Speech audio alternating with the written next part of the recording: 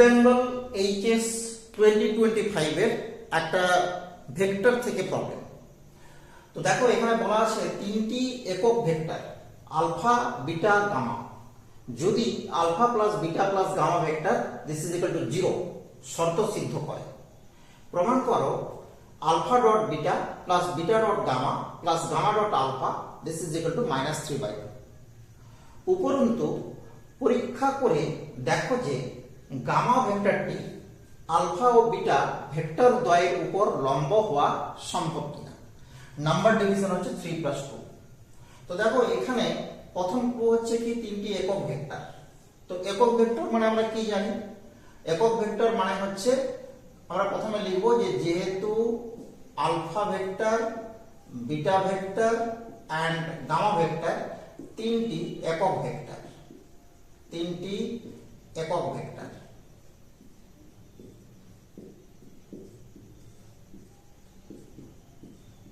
ঠিক আছে।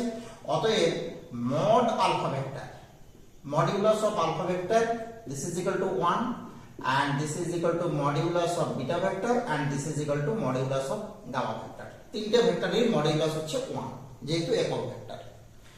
এবার আমাদের যে রিলেশনটা দেওয়া আছে, ঠিক আছে, তাহলে দেওয়া আছে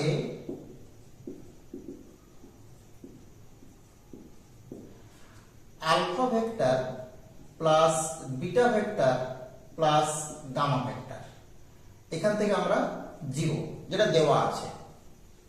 এবার যে কোনো একটা ভেক্টর দিয়ে আমরা কি করব না স্কেলার মাল্টিপ্লিকেশন করব বা ডট প্রোডাক্ট করব। সহজ কথাতে আমরা যদি আলফা ভেক্টর দিয়ে ডট প্রোডাক্ট করি তাহলে alpha vector dot alpha vector plus beta vector plus gamma vector সমান হচ্ছে আলফা ভেক্টর ডট 0। এটা অ্যাকচুয়ালি 0 ভেক্টর, এদিকে ভেক্টর চিহ্ন দেয়নি কিন্তু এটা আসলে 0 ভেক্টর, ঠিক আছে। তো এখানে দেখো আমরা পেয়ে যাচ্ছি alpha vector dot alpha vector plus alpha vector dot beta vector plus alpha vector dot gamma vector this is equal to 0, ঠিক আছে। এবার কিন্তু এটা কি হবে 0, এটা একটা স্কেলার হবে।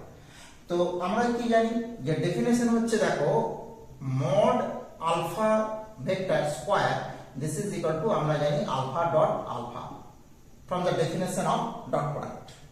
কারণ কি আলফা এবং আলফা দুটোর যে অ্যাঙ্গেলটা সেটা হয়ে যায় কত, সেটা হচ্ছে 0 ডিগ্রি। তো আমরা জানি mod alpha into cos 0 means 1। তাহলে এখান থেকে আমরা পেয়ে যাচ্ছি mod alpha vector the square plus alpha dot beta plus alpha dot gamma সমান হচ্ছে 0। এবার আমরা কি করব, মড আলফা এর ভ্যালু কিন্তু আমরা 1 পেয়ে যাচ্ছি, আমরা এখানে বসিয়ে দেবো। তাহলে এখান থেকে আমরা পেয়ে গেলাম 1 plus alpha vector dot beta vector plus alpha vector dot gamma vector this is equal to 0। এখান থেকে আমরা রিলেশন পেয়ে যাচ্ছি alpha vector dot beta vector plus alpha vector dot gamma vector সমান 0 নয়, এটা হচ্ছে -1 হয়েছে। এটাকে আমরা 1 নম্বর নাম দিই। এবার দেখো এখানে কি করেছিলাম আলফা দিয়ে ডট প্রোডাক্ট করে আমরা এই রিলেশনটা তৈরি করলাম। এবার যদি আমরা বিটা দিয়ে ডট প্রোডাক্ট করি গামা দিয়ে ডট প্রোডাক্ট করি আমরা একই রকম আরো দুটো রিলেশন পাবো। তাহলে আমরা কি করব একইভাবে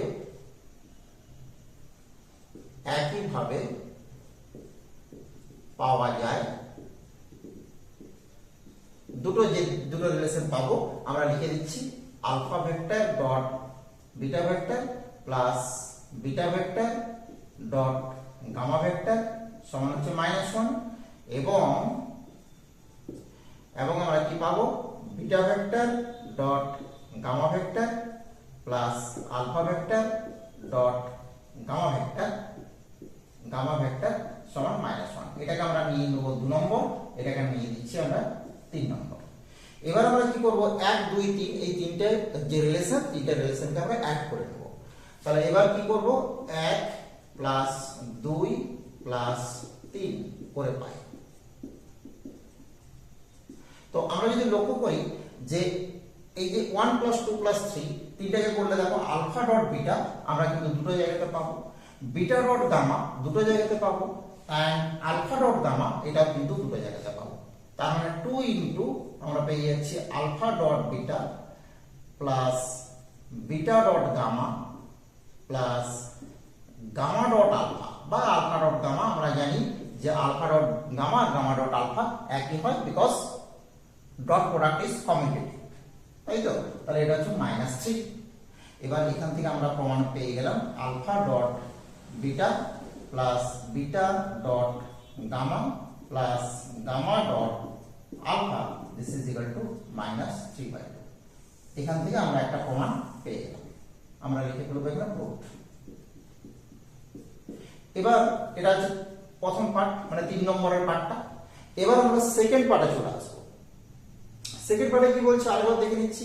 পরীক্ষা করে দেখো গামা ভেক্টরটি আলফা ও বিটা ভেক্টর দ্বয়ের উপর লম্ব কিনা, সম্ভব কিনা। তাহলে আমরা যদি ধরি যে যদি গামা ভেক্টর আলফা ও বিটা এর উপর লম্ব হয়, আমরা কিন্তু বলে দিচ্ছি যদি হয়, ঠিক আছে? অতএব আমরা কি জানি যে গামা যদি আলফার উপর লম্ব হয়, আমরা জানি গামা ডট আলফা এটা কি হবে না, এটা হচ্ছে 0 হবে। আমরা যদি পাই যে গামা ডট বিটা এটা কি হবে, এটা হচ্ছে 0 হবে, হয়েছে? তো gamma dot alpha gamma dot beta এই দুটোই হচ্ছে 0। যদি আমরা ধরে নিই যে গামা হচ্ছে কি না, গামা হচ্ছে আলফা এবং বিটা দুটোর সাথেই পারপেন্ডিকুলার, তখন এই যে দুটো রিলেশন গামা ডট আলফা আর এই গামা ডট বিটা এই দুটো ভ্যালুকে আমরা 3 নম্বরে বসিয়ে দেবো। তাহলে 3 নম্বরে যদি বসিয়ে দিই এই যে গামা ডট আলফা এখানে থেকে কি পাবো, অতএব 3 নম্বর থেকে পাই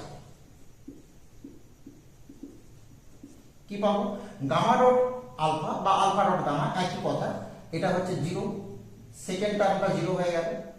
আর বিটা ডট গামা বা গামা ডট বিটা একই কথা, বিটা ডট গামা এটাও 0 হয়ে গেল। কিন্তু আমরা কি জানি রাইট সাইড কিন্তু দেখো আমাদের -1। তাহলে দেখো এখান থেকে আমরা কি পেয়ে গেলাম, এখান থেকে পেয়ে যাচ্ছি 0 সমান -1। এবার লিখব ইহা অসম্ভব,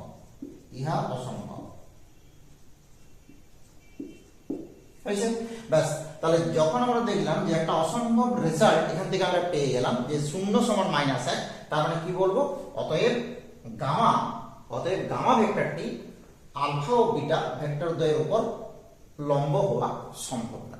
ঠিক আছে, লাস্ট লাইন উত্তর হবে কি, অতএব গামা ভেক্টরটি আলফা ও বিটা দুটি ভেক্টরের উপর লম্ব হওয়া সম্ভব নয়।